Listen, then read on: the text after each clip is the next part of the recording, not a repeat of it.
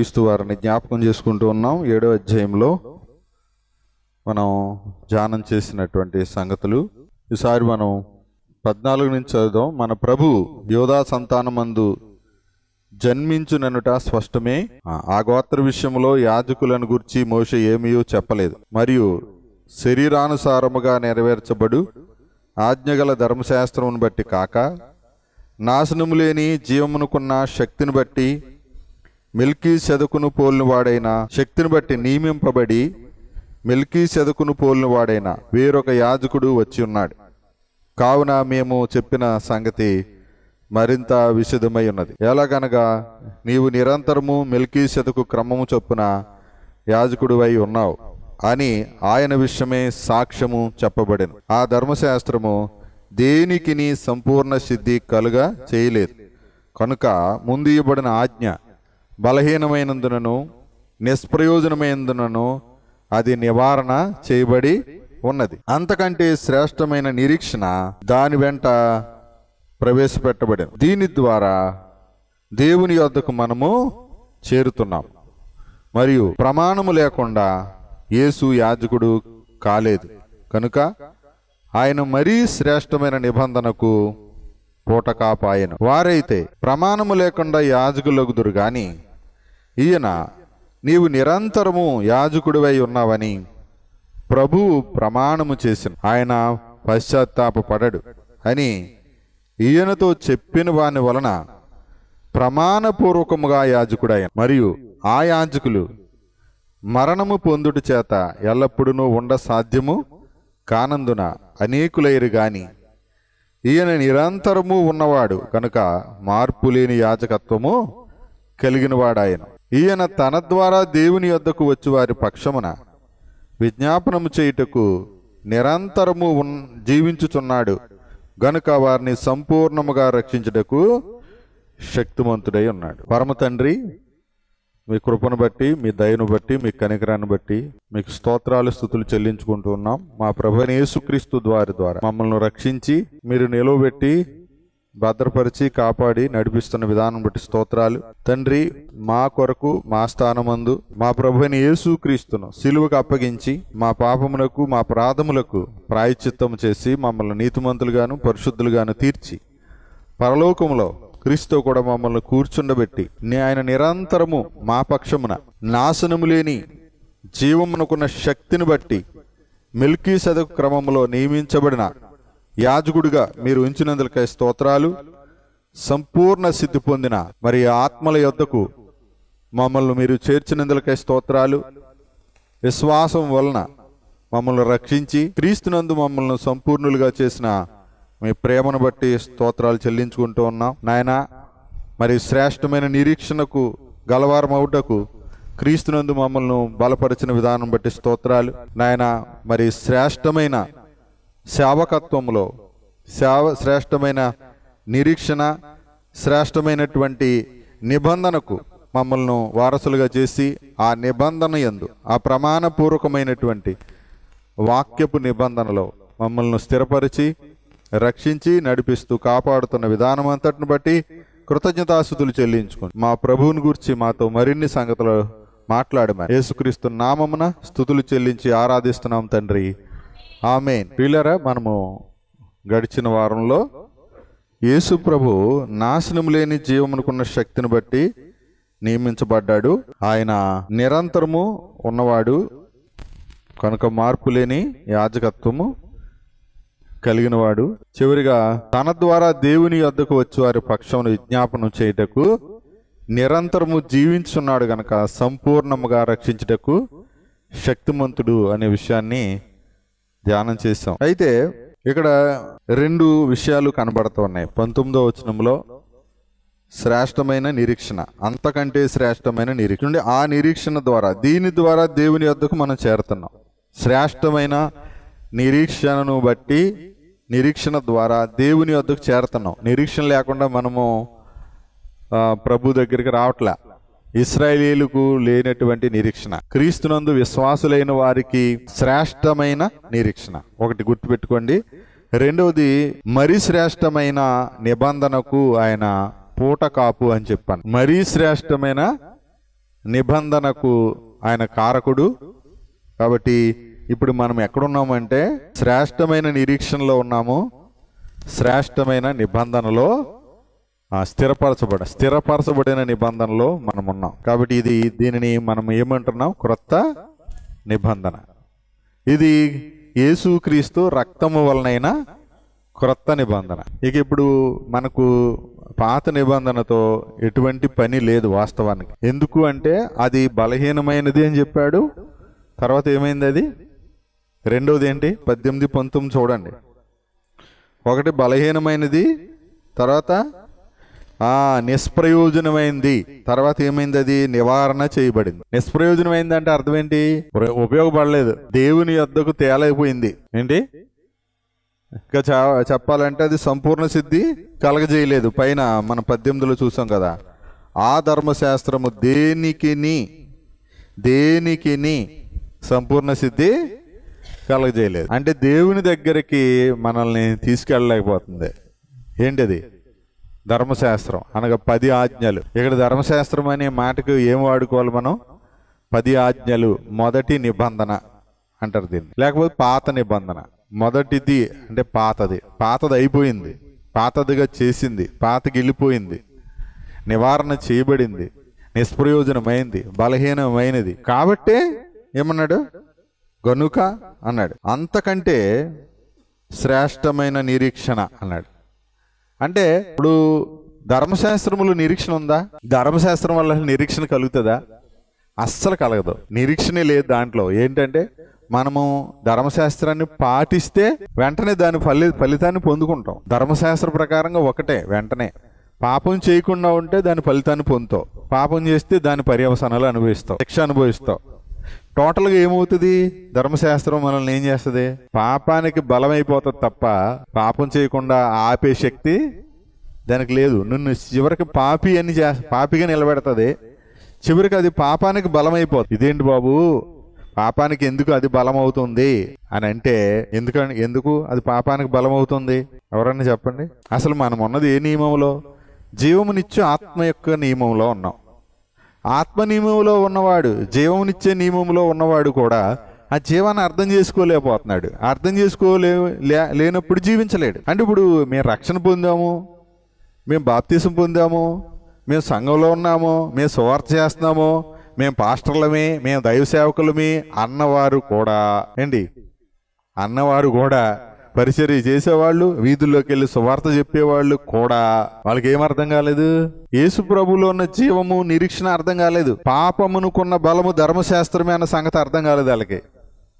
అందుకనే పాపం చేయకూడదని ఉంది కానీ మళ్ళీ అదే చేస్తున్నారు. కానీ దానికంటే శ్రేష్టమైన నిరీక్షణ ఉందని, దానికంటే మరీ శ్రేష్టమైన నిబంధన ఉందని, ఆ నిబంధనలో జీవమునిచ్చే ఆత్మ యొక్క నియమము, ప్రమాణపూర్వకమైనటువంటి వాక్యము, వాగ్దానముతో కూడినటువంటి జీవితము, స్వాస్థ్యమైనటువంటి జీవితం, పరిశుద్ధాత్మను నిత్యము కలిగి ఉండేటువంటి జీవితం, దేవుని ఆత్మ వల్ల జీవించే జీవితం, ఇది వాగ్దానము అన్న సంగతి ధర్మశాస్త్రములో ఈ నిరీక్షణ లేదనమాట. అంటే ఎప్పటికైనా బాగుపడతానని కానీ, ఎప్పటికైనా పాపాన్ని జయిస్తానని కానీ, ఎప్పటికైనా నేను పాపం చేయకుండా జీవించే జీవితాన్ని నేను పొందుకుంటానని కానీ, ఒక పరిపూర్ణమైనటువంటి క్రైస్తవుడిలాగా అంటే దేవుని కుమారుడిలాగా నేను అవుతానని కానీ ధర్మశాస్త్రంలో ఆ నిరీక్షణ లేదనమాట. ఎందుకు అని చూస్తే కొరింథీయులకు రాసిన మొదటి పత్రిక ఒకసారి మనం చూద్దాము. ఎందుకంటే యేసుప్రభు ఏం చేశాడో, ధర్మశాస్త్రం ఏం చేయలేకపోయిందో మనకు ముందుగా తెలియాల. లేకపోతే మళ్ళీ మనం ధర్మశాస్త్రం అనే బరువైన కాడి కిందకి వెళ్ళి మెడలు వంగిపోయి ఎప్పుడు నిలబడలేవు అంటే అర్థం ఏంటి? యేసుప్రభు సిలువను చూడలేం. సిలువను చూడకుండా ఏం చేస్తాం? వంగిపోయి. ఇప్పుడు పైన వాటిని ఎదగాలి కదా, పైన వాటిని ఎదగకుండా ఏం ఎదుగుతాం? భూ సంబంధమైనవి ఎదుగుతాం. వాడు నడివంగిపోతే ఏం కనపడద్ది?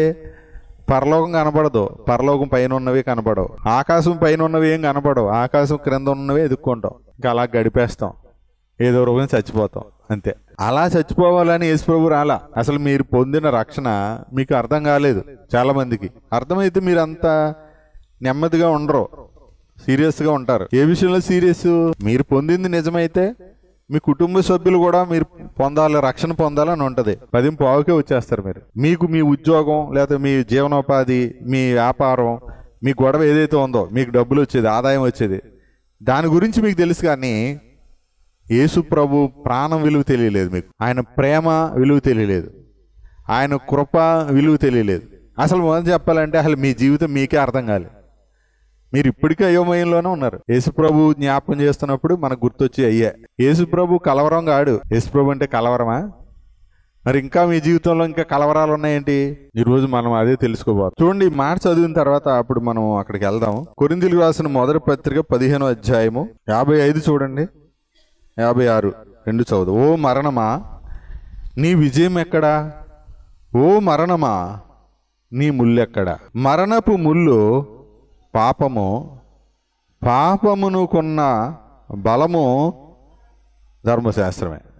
అసలు ఏ సేవకుడు కూడా ఈ వచనాన్ని చెప్పడు. ఎందుకు చెప్పడంటే వాళ్ళకి గ్రహింపు కలగలేదు కాబట్టి చెప్పరు. ఎందుకు చెప్పరు? ఇంకో కారణం ఏంటంటే వాళ్ళు ఎప్పటికీ ధర్మశాస్త్రము కృప రెండు కలిపి చెప్తున్నారు కాబట్టి ఈ వచనం చెప్పరు. ఎందుకంటే వాళ్ళకి కృపను గ్రహించే వరకు కూడా, కృపను సత్యముగా గ్రహించే వరకు కూడా, కృపయే సత్యము, యేసుక్రీస్తు కృపా సత్య సంపూర్ణుడుగా మన మధ్య నివసించాడు, ఆ వాక్యము శరీరధారి అయి వచ్చాడు అని గ్రహింపు వాళ్ళకి రానంతసేపు కూడా ఈ వచనం వాళ్ళకి అర్థం కాదు. అందుకని ఏం చేస్తారంటే, ధర్మశాస్త్రం కొట్టేసాడంటే ఏం కొట్టేశాడు అని అంటూ బలి కొట్టేశాడు, నైవేద్యాలు కొట్టేశాడు, అర్పణలు కొట్టేశాడు, విధి రూపకమైన ఆజ్ఞలు కొట్టేశాడు అని అంటూ, ఒకవేళ ధర్మశాస్త్రం కొట్టివేయబడింది అన్నాం, 10 ఆజ్ఞలు కొట్టివేయబడ్డాయి అన్నాం అనుకోండి, అంటే వ్యభిచారం చేసినా పర్లేదా అని అడుగుతారనమాట వెంటనే. అంటే వీళ్ళకి అర్థం కానిది ఏంటి? ఎప్పటికే ఇప్పటికీ యేసుక్రీస్తునందలి విశ్వాసం వలన వాటి వల్ల నీతిమంతులు అవ్వాలి అనే నిబంధన కొట్టివేయబడింది. మీకేమైనా అర్థమైంది ఎప్పుడైనా? అంటే ఏంటి? క్రియల ద్వారా నీతి అనేది కొట్టివేయబడింది, విశ్వాసం వల్ల నీతి అనేది స్థిరపరచబడింది. అంటే క్రియల ద్వారా ఏ మానవుడు ఎప్పుడైనా నీతిమంతుడు అవుతాడా? ఈ పాలన అంటే ఈ పాపం చేయకుండా ఉండడం వల్ల నీతిమంతుడు అవుతాడు. పోనీ అనుకున్నావు, ఒకటా రెండా? పాపాలు ఎన్నో ఉన్నాయి కదా, ఏదో ఒకటి చూస్తున్నాడు చేయడా. నేను ఇది చేయను కాబట్టి నీతిమంతుడిని అనడానికి ఏదైనా ఉందా? నేను ఒక 100 పాపాలు చేయను అని లిస్ట్ చెప్పామనుకోండి, నువ్వు 100 చేయవు కానీ 101 ఉంటుంది ఏదోటి. అక్కడ ఏమని తీర్పు పొందుతావు? పాపిని తీర్పు పొందుతావు. కానీ విశ్వాసం ద్వారా నీతిమంతుడివి. ఇక్కడ ఎన్ని నేరాలు మోపినా ఆ నేరాలన్నిటికీ ఎవరు శిక్ష అనిపించారు? యేసు ప్రభు. సమాప్త చేశాడా లేదా? సంపూర్తి చేశాడా లేదా? సంపూర్ణ సిద్ధి కలగజేసే రక్తాన్ని ఇచ్చాడే లేదా? సంపూర్ణంగా రక్షించడానికి శక్తిమంతుడా కాదా? ఇక్కడ యాజకుడు ఉన్నాడు అనుకోండి, అతను చచ్చిపోతాడు. కానీ ఈయన చచ్చిపోతాడా? నిరంతరము జీవించున్నాడు. అందుకని ఇప్పుడు మనల్ని ఏం చేశాడు? ఈ మరణములోండి ఈ జీవంలోనికి ఏం చేశాడు? దాటించేసిన తర్వాత ఇంకా నేను పాపం చేయకుండా ఉంటే పరలోకం వెళ్తాను, చేయకుండా ఉంటే కాదు, ఆల్రెడీ నువ్వు దాటేసావు. ఎక్కడి నుంచి? ఆ పాపం చేస్తే పాపి అనే ఆ స్థాయి నుంచి నువ్వు ఆల్రెడీ నీతిమంతుడివి, నువ్వు ఆల్రెడీ పరిశుద్ధుడివి, నువ్వు ఆల్రెడీ కుమారుడివి. ఆ కుమారుని జీవితం జీవించు. ఇది శ్రేష్టమైన నిరీక్షణ లేకపోతే ఏం జరుగుతుంది? ఎందుకే ఇప్పుడు మరణపు ముళ్ళు పాపము, పాపమునుకున్న బలము ధర్మశాస్త్రం అన్నాడు. పాపానికి ఉన్న బలము ధర్మశాస్త్రం అంటే, ధర్మశాస్త్రము అసలు ఏ నియమము? దైవ నియమమే కదా. ధర్మశాస్త్రం పాపమా? కాదు, పాపం కాదు. కానీ పాపానికి ఉన్న బలము ధర్మశాస్త్రం అంటే అర్థం ఏంటంటే, యేసుప్రభు దగ్గరకు వచ్చాడు సాతానుడు. యేసుప్రభు చేత ఏం చేయించాలని వచ్చాడు? ఆజ్ఞను అతిక్రమింప చేయాలని వచ్చాడు, పాపం చేయించాలని వచ్చాడు. వచ్చి ఏమంటున్నాడు? ఈ రాళ్ళు రొట్టెలుగా చేసుకున్నాడు. అంటే ఇప్పుడు ఆజ్ఞ ఏముంది? నీ దేవుడిని శోధించకూడదని ఉంది కదా. ఏంటి?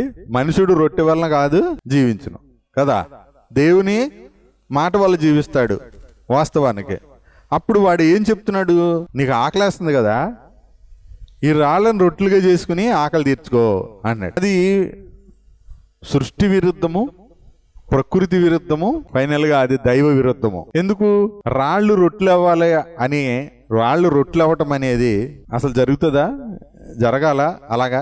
దేవుడు రాళ్ళను రొట్టెలుగా చేయగలడా? చేయగలడు. కానీ దృష్టిలో ఒక నియమం ఉంది.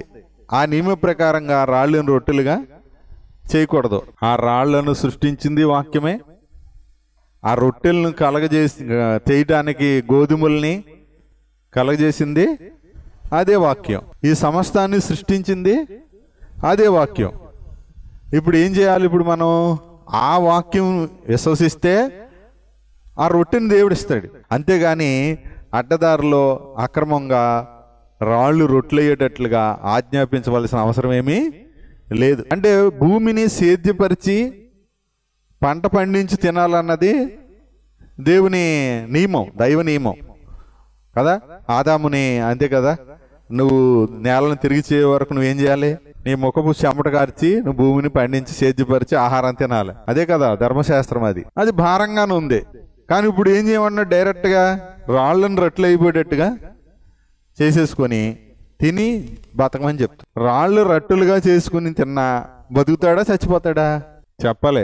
ఒక మనిషి రాళ్ళను రొట్టెలుగా చేసుకున్నా చచ్చిపోతాడు, భూమిని పండించి రొట్టెలు చేసుకుని తిన్నా చచ్చిపోతాడు. అది క్షయమైపోయే ఆహారం. కానీ నిత్య జీవాన్ని ఇచ్చేది, చావకుండా బ్రతికించే అక్షయమైన ఆహారం ఏది? ఆయన వాక్యం. అర్థమైంది మీకు? మరి మనం దేనికోసం ప్రయాసపడుతున్నాం? ఎక్కువ క్షయమైన ఆహారమే. ఇప్పుడు కూడా మనకు దగ్గర రాళ్ళు అయితే లేవు, కానీ సాతానుడు మన దగ్గర రాళ్ళు తీసుకురావట్లే, కానీ రాళ్ళు అయితే తెస్తున్నాడు. ధర్మశాస్త్రమే తెస్తున్నాడు. నువ్వు వెళ్ళకపోతే నీకు ఆహారం ఎలా వస్తుందో చెప్పు. నువ్వు డ్యూటీకి వెళ్ళకపోతే ఆహారం ఎలా వస్తుందో చెప్పు అంటున్నాడు. డ్యూటీకి టైంకి పంపించేస్తున్నాడు. ఎందుకు? ఆకలేస్తుంది కాబట్టి. మరి దేవుని సన్నిధికి అది చెప్తాడా? నువ్వు తొందరగా వెళ్ళకపోతే ఎలా జీవిస్తావు? నువ్వు వాక్యం వినకపోతే ఎలా జీవిస్తావు? నువ్వు ప్రభువుని కీర్తించకపోతే ఎలా జీవిస్తావు? నువ్వు ప్రభువుని స్తుతించకపోతే, కృతజ్ఞతాస్తుతులు చెల్లించకపోతే నువ్వు ఏ విధంగా జీవిస్తావు? నీలో స్వార్థము, నీలో ఆ పాపానికి బలం చేకూర్చేటువంటి ఆ ధర్మశాస్త్రము నిన్ను బలవంతం చేస్తుంది కదా. ఎప్పుడైతే పాపమునుకున్న బలము ధర్మశాస్త్రం అంటే, ఇదిగో ఇలా ఉంది కదా, నువ్వు ఇలా చేసావు అనుకో అని పాపం చేసేటట్లుగా దేవుని మాటను వాడుకుంటాడు సాతాను. ఇప్పుడు అబద్ధ బోధకులు వాడుకుంటున్నది అదే, అప్పుడు సాతాను వాడుకున్నది అదే. ఇప్పుడు ఏమంటారు? నువ్వు కొండ మించి దూకు, ఈ శిఖరం మించి దూకితే నేనేమో దేవదూతలు ఎత్తి పెట్టుకుంటారు. దూకొచ్చా దూకకూడదా? అప్పుడు యేసుప్రభు ఏం చెప్పాడు? నీ ప్రభువుని శోధించకూడదని చెప్పాడు. అంటే ఇప్పుడు మనం కావాలని కొండెక్కి దూకితే దేవదూతలు వచ్చి పట్టుకుంటారా? లేదా ప్రమాదశాస్తు పడిపోతే పట్టుకోవాలా? ఒకవేళ మనం జీవించి ఉండడం దేవుని చిత్తమైతే అప్పుడు దేవదూతలు పట్టుకుంటారు. లేదు, మనం కొండ మీద నుంచి మన టైం అయిపోయింది, పడి చచ్చిపోవాలి, అప్పుడు ఏమవుద్ది? చచ్చిపోవాలి కదా ఎవరు.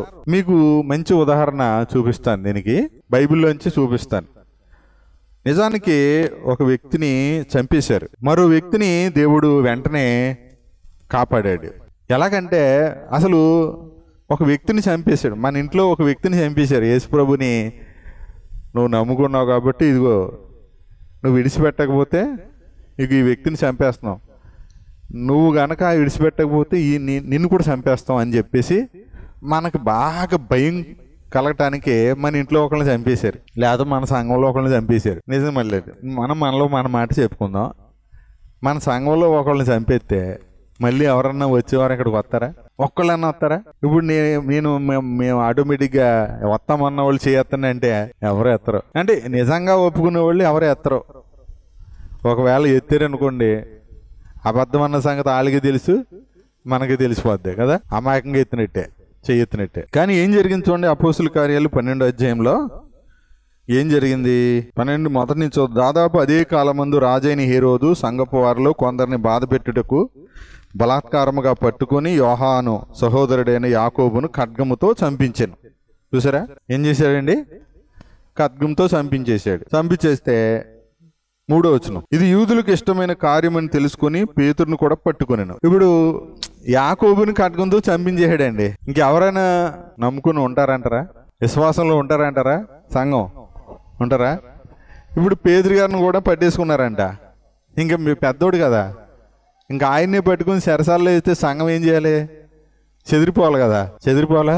బతుకుంటే బలిచాకు తింటాం నీకున్నా. యేసు ప్రభు వద్దు ఏమొద్దు అని వెళ్ళిపోతారు కదా. అంటే ఈ శరీరాన్ని దేహాన్ని కాపాడుకునే ప్రయత్నం చేస్తారు ప్రతి ఒక్కడు. కానీ చూడండి ఏం జరిగిందో. ఆ దినము పులియని రొట్టెల పండుగ దినములు, ఆ దినములు 4వ వచనం, అతనిని పట్టుకుని చెరసాల్లో వేయించి పస్కా పండుగైన పిమ్మట ప్రజల యొద్దకు అతని తేవాలని ఉద్దేశించి అతనికి కావలి ఉండుటకు 4 చతుష్టయముల సైన్యములకు అతన్ని అప్పించాను. 4 చతుష్టయాలు అంటే 16 అంటే 16 మంది సైనికులు అంట. 4 4 16 అనమాట. 4 చతుష్టయాలు అంటే, చతుష్టయం అంటే 4, 4 చతుష్టయాలు అంటే 4 4 16 మంది సైనికుల్ని కాపలా పెట్టారు ఆయనకి. చూడండి 5వ వచనం, పేతురు చెరసాలలో ఉంచబడిన సంఘమైతే అతని కొరకు అత్యాసక్తితో దేవునికి నుండి ఒకరిని చంపేస్తే రెండో వాడి కోసం చెరసాలలో వేసేస్తే ప్రార్థన చేస్తారు ఎవరన్నా. కానీ ఇక్కడ ఎలా చేస్తున్నారు? అసలు ఆసక్తి చచ్చిపోద్ది, ఉన్న ఆసక్తి. ఇప్పుడు వాళ్ళని ఎవరైనా ఇప్పుడు వీళ్ళు అత్యాసక్తితో ప్రార్థన చేస్తున్నారు అంటే ఇప్పుడు నన్ను జైల్లో వేస్తే మీరు ఇప్పుడు వచ్చి ప్రార్థన చేస్తారా? అప్పుడు టైంకి వస్తారు ఆరాధనకి? అసలు కనపడరు ఇక్కడ ఎవరున్నా. నాకు ఆశ్చర్యం వేసింది, యాకోబుని చంపేస్తే పేతురు చెరసాల్లో వేయబడితే సంఘం పారిపోవాలి కదా, ఎవడింటికాడ వెళ్ళిపోవాలి, అసలు ఎవడో మాకేం తెలదన్నట్టు ఉండాలి కదా గప్చిప్మని. కానీ వాళ్ళు కూడుకొని అత్యాసక్తితో ప్రార్థన చేస్తున్నారేంటి అంటే వీళ్ళు ఒరిజినల్ విశ్వాసం అనమాట. అవునా కదా? ఇలాంటి సంఘాలు ఉన్నాయి ఇప్పుడు? ఎక్కడైనా ఉందా ఇలాంటి సంఘం? లేదు. ఒకవేళ మందని గొప్పగా చెప్పేసుకుంటే మీరే ఎవరు ఉండరు. ఒకవేళ నన్ను సువార్త చేతనందుకు జైల్లో పెట్టారనుకోండి, మీరు మళ్ళీ వారం ఎవరు కనపడరు. సో జైల్లో పెట్టారనగానే మీరు ఇక్కడికి వచ్చి అందరూ ప్రార్థన చేయాలి. కానీ అలా చేస్తారా? జైల్లో పెట్టారనగానే ఒకవేళ నన్ను చూస్తాకైనా వస్తారేమో కానీ ధైర్యం తెచ్చుకొని, ఒకవేళ మీరు చూస్తాకొస్తే మిమ్మల్ని కూడా వేసేస్తారంటే అసలు ఎవరు అటు కనపడరు. ఎవరో అక్కడికి వస్తారో చూడడానికి. వాళ్ళు ఆయన చేసిన ఈ నేరంలో వాళ్ళు కూడా భాగస్తులే కాబట్టి వాళ్ళు కూడా వేసేస్తారంటే ఒక్కళ్ళైనా వస్తారా? ఎవరు రారు. పోనీ అందరూ ఒక చోట కలుసుకొని ప్రార్థన చేస్తారా? వాళ్ళు ప్రార్థన చేయాలనే ఆలోచన ఎవరికైనా వస్తుందా? పైకి మాత్రం అంటారు ప్రార్థన చేద్దాం, ఏం చేస్తాం, మనం ఏం చేయలేం.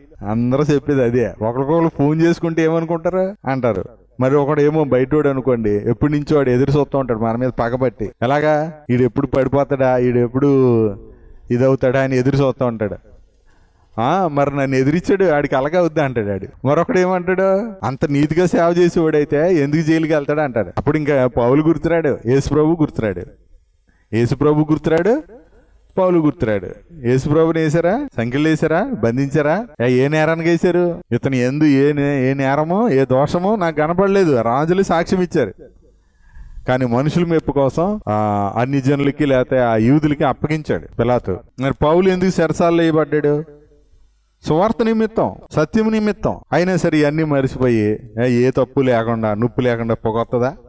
ఇలాంటి సామెతలన్నీ చెప్తారనమాట. సరే అదంతా వదిలేయండి. ఇక్కడ పరిస్థితి చూడండి. ఒకరిని చంపేస్తే ఎవరన్నా ఉంటారా? ప్రార్థన చేస్తారా? చంపేశారండి, ఖడ్గంతో చంపేశారు. మామూలుగా చంపలేదు. యాకోబుని చంపేశారు. ఈ యాకోబు ఎవరు అనుకుంటున్నారు? యేసు ప్రేమించిన సహోదరుడు, యేసు ప్రేమించిన శిష్యుడైన యోహాను తమ్ముడు. యోహాను అన్నగారు అనుకుంటా. యాకోబు యోహాను అంటే యాకోబు పెద్దోడు, యోహానే చిన్నోడు. చంపేశారు.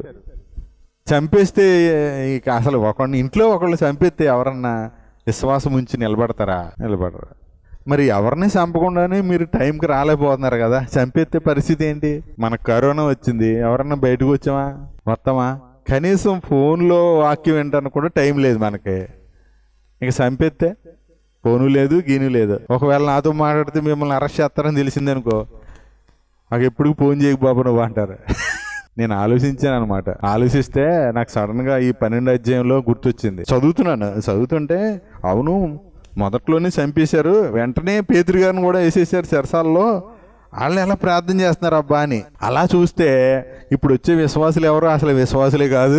వీళ్ళు ఎవరికి ఎటువంటి విశ్వాసమే లేదు అసలు. ఎందుకంటే వీళ్ళు కూడా మనం కూడా అంతేనండి. అంటే ఒక స్టోరీ కింద ఒక కథలాగా చెప్పుకుంటాం, అంతేగాని మన దగ్గరకు వస్తే మన పరిస్థితి ఏంటి ఆలోచించేయం. అసలు నేను అన్వేషణ చేస్తున్నాను, అసలు ఏంటి ఇంత వాక్యం చెప్తుంటే ఎందుకు ఇలా ఉన్నారు ఈ ప్రజలు? అప్పుడప్పుడు కనపడతా మెరుతారు ఒక్కొక్కళ్ళు. సంవత్సరానికి ఒకసారి కనపడే నక్షత్రం లాగా అప్పుడప్పుడు కనపడుతూ ఉంటారు. ఏంటి అసలు ఎందుకు నమ్ముకున్నారు వీళ్ళు? అసలు వీళ్ళు రక్షణ పొందిన వీళ్ళు వాల్యూ ఏమైనా అర్థమైందా, అర్థం కాలేదా అని అంటే వాళ్ళకి తెలియదు అసలు. ఏమో ఎందుకో వస్తున్నారు అంతే. ఒక మతం. నేను మళ్ళీ చెప్తున్నాను, ప్రార్థన లేటుకు వచ్చే వాళ్ళందరూ క్రైస్తవ్యాన్ని మతంగానే చూపిస్తున్నారు. మళ్ళీ చెప్తున్నా, మతమే మీరు మతమే, మీరు మతంలోనే ఉన్నారు, విశ్వాసంలో లేరు మీరు. ఈ విశ్వాసం ఎంత అమూల్యమైందంటే అమూల్యమైన విశ్వాసం అన్నాడు. ఈ విశ్వాసం యొక్క విలువ అర్థమైతే ఎవరు కూడా ఇలా ప్రవర్తించరు. ఆలోచించేయండి, అసలు ఒక వ్యక్తిని చంపేసినా కూడా వాళ్ళు ఆసక్తితో ప్రార్థన చేస్తున్నారు. అందుకే మనకు రోమాపత్రిక 3వ అధ్యాయము 3లో కనపడుతుంది. 3-4 వచనాలు ఒకసారి చదవండి. ఇది అర్థం కావాలి మనకి. మనం ప్రభువుని నిజంగా ఆరాధించాలంటే, ఆత్మతో సత్యముతో యథార్థంగా ఆరాధించాలంటే, యథార్థమైన ఆరాధన మనం జీవించటంలో వస్తుంది. ఆయన ద్వారా జీవించాలి అంటే ఆయనను ప్రకటించాలి అనుకుంటున్నారు. జీవించటమే ప్రకటించటం. ఆయన్ని యేసు ప్రభు ద్వారా జీవించేవాడు ఆయన ప్రకటిస్తాడు. జీవించడం ముఖ్యం. పవిత్రంగా జీవించటం, ఏమండి, పరిశుద్ధుడిగా జీవించటం, నీతిమంతుడిగా జీవించటం ముఖ్యం. నీతిమంతుడిగా జీవిస్తుంటే నువ్వు ఆయన ప్రకటించేస్తున్నావు ఆటోమేటిక్గా. నీ ఇంట్లో సాక్ష్యం ఇస్తున్నావు, నీ వీధిలో సాక్ష్యం ఇస్తున్నావు, నీ గ్రామంలో సాక్ష్యం ఇస్తున్నావు, నువ్వు పనిచేసే చోట సాక్ష్యం ఇచ్చేస్తున్నావు. ఎలా జీవిస్తున్నావు అక్కడ? నువ్వు విశ్వాస మూలంగా జీవిస్తున్నావు, నీతిమంతుడు అనే మంచి మనసాక్షితో జీవిస్తున్నావు. ఆటోమేటిక్గా ఎవరికి సాక్ష్యం ఇస్తున్నావు? యేసు ప్రభువుకి సాక్ష్యం ఇస్తున్నావు. నువ్వు ప్రార్థనకి వెళ్తున్నావు, నువ్వు చర్చికి వెళ్తున్నావు, అందరికీ తెలుసు. కానీ నువ్వు బూతులు మానలేదు, దుర్భాషలు మానలేదు, అబద్ధాలు మానలేదు, చాడీలు మానలేదు, అసూయ ద్వేషం ఇవన్నీ ఏం మానలేదు. పూర్వం ఎలాగున్నావు లోకంలో, ఇప్పుడు కూడా అలాగే ఉన్నావు. ఇప్పుడు యేసు ప్రభువుకి మహిమ వస్తుందా, అవమానం వస్తుందా? ఇప్పుడు క్రైస్తవులందరూ ఇంతే అంటారా అనరా? ఒరే మీకు మాకు తేడా ఏముందరా? మేము బూతులు మాట్లాడతాం, నువ్వు మాట్లాడతావు. నువ్వు చర్చికి వెళ్తున్నావు, మేము గుడికి వెళ్తున్నావు, రెండు ఒకటే. అంతేనా కాదా? ఏముంది ప్రత్యేకత? అసలు బూతులు మాట్లాడకుండానే ఉండలేకపోతున్నాం. చంపేస్తే ఎవడన్నా ప్రభు ప్రార్థన వస్తాడు ఎవడన్నా? చెప్పండి. దెబ్బలు తగిలితే కాదు, ఫంక్షన్ తగిలితే చాలు మనకి మళ్ళీ కనపడడం దరిదాపుల్లో. అవునా? అసలు చెప్తామా? అసలు ఇవాళ మేము రావట్లేదండి అని చెప్తామా? చెప్పబెట్టకుండా పోతాం. ఇంత బాధ్యత మనకే కదా. ఓసారి సందర్భం చదువుదాం. కాలంలో ప్రభు చెప్పాడు, లేఖనం చెప్తుంది, అంచె దినముల్లో భక్తిహీనత అనేది ఉంటుంది. ప్లస్ పైకి భక్తి గల వారి వలె ఉంటారు, పైకి భక్తి కానీ దేవుని శక్తిని ఆశ్రయించరు. ఇప్పుడు మనకి క్రైస్తవులను చూస్తే దేవుని శక్తి అనేది కనబడట్లేదు. ఎక్కడ కూడా వెళ్తున్నారు, చర్చిలకు వెళ్తున్నారు, వందల వేలల్లో వెళ్తున్నారు. ఎవరిని చూసినా ఎందుకయ్యా నువ్వు యేసుప్రభు అంటే నీకు ఇష్టం లేదంటే, అదిగోండి ఈవిడ వెళ్తుందండి, ఇదిగో కనీసం భర్తను గౌరవించదండి అని ఎత్తాడు. భర్త మార్పు లేదు. ఎన్ని సంవత్సరాల నుంచి వెళ్తుంది? ఇదిగో 5 సంవత్సరాల నుంచి వెళ్తుందండి బాబా. చంపుకు తినేద్దే, మాట్లాడితే వెళ్ళిపోద్ది బైబిల్ పెట్టుకొని. ఇంట్లో ఇదిగో చూడండి ఎలా ఉన్నాయి ఈ వస్తువులు, ఎక్కడే ఉన్నాయి, ఎలా ఉన్నాయి. ఇది ఇల్లాలు, మా ఇల్లాలు ఇదిగో ఎలా ఉంటుంది. ఆవిడికి వెళ్ళిపోతామే, చర్చికి వెళ్ళిపోతామే కావాలి. ఆ పాస్టర్ ఏమో ఏం చెప్పడం, ప్రతి ప్రార్థనకు వచ్చేలా అంటాడు. ఈవిడి ఊపుకుంటూ వెళ్ళిపోద్ది. ఇన్ని సంవత్సరాల నుంచి వెళ్తుందండి, ఏంటండి నీది ఏమి, మీరు ఎందుకు రారండి చర్చికి అంటే, ఆవిడ అలా ఉండగా నేను ఎందుకు వస్తానండి? అయిపోయింది. ఇంకేమైనా ఉందా? అయిపోయింది. అంటే ఇప్పుడు ఏమి ఆమె రక్షణ పొందిందా? ఆమె నిజంగా విశ్వసించిందా? యేసుప్రభు ఆమెకు అర్థమయ్యాడా? ఎన్ని సంవత్సరాలు పడుతుంది అర్థం అవడానికి? అసలు మనము అన్నీ విడిచిపెట్టి ఎప్పుడు యేసుప్రభుని ప్రార్థన చేస్తాం చెప్పండి? మనం అన్నీ విడిచిపెట్టి అప్పుడు ఒక్క పని మాత్రమే చేస్తాం. ఏంటది? ఎప్పుడు చేస్తాం? రోగం వచ్చినప్పుడు, కష్టాలు వచ్చినప్పుడు, మరణాపాయం వచ్చినప్పుడు. అప్పుడు మనం చుట్టాలు ఆదుకుంటారు అనుకుంటామా? అప్పుడు ఫంక్షన్లకు వెళ్తామా? పెళ్ళిళ్ళకి వెళ్తామా? వెళ్ళాం. మరి ఏం చేస్తాం? ఎవరు గుర్తొస్తారు మాటికిని? ఎందుకు? ఆరోగ్యం బాగుంటే నీవు నీ ఇష్టం ఏదైనా చేస్తావు, ఎక్కడైనా తిరుగుతావు. అప్పుడు మాత్రం ఫంక్షన్లు, పెళ్ళిళ్ళు, అబ్బా నీకు ఇంకా ఎక్కడ లేని బలము, ఆరోగ్యం అన్నీ వచ్చేసి ఉంది. అందుకే అన్నాడు, కొవ్వినది వారి హృదయం ఏమన్నాడు? క్రొవ్వినది అన్నాడు. అంటే నువ్వు ఆదివారాన్ని నిర్లక్ష్యం చేస్తున్నావంటే నీ హృదయం క్రొవ్వింది. ఏం క్రొవ్వో చూసుకో అంతే. ఆ క్రొవ్వు ఎలాంటి క్రొవ్వో, ఎలాంటి కొవ్వు, ఎక్కడ కొవ్విందో, కొవ్వు ఎక్కడ పట్టిందో. దేవుని సన్నిధిని నిర్లక్ష్యం చేస్తున్నామంటే కొవ్వు ఎక్కడ పట్టింది? బాడీలో కొవ్వు తగ్గించుకోవచ్చు, హృదయంలో కొవ్వు అన్నాడు. హృదయము క్రొవ్వినది అన్నాడు. ఇది పైకి కనిపించే కొవ్వు కాదు. నీ ఎవరి కొవ్వు వాళ్ళకే తెలుస్తుంది, కానీ వాళ్ళ ప్రవర్తన బట్టి ఎదుటి వాళ్ళకు కూడా తెలుస్తుంది. ఆత్మీయులకి ఈ క్రొవ్వు, ఈ గర్వం, ఈ అతిశయం.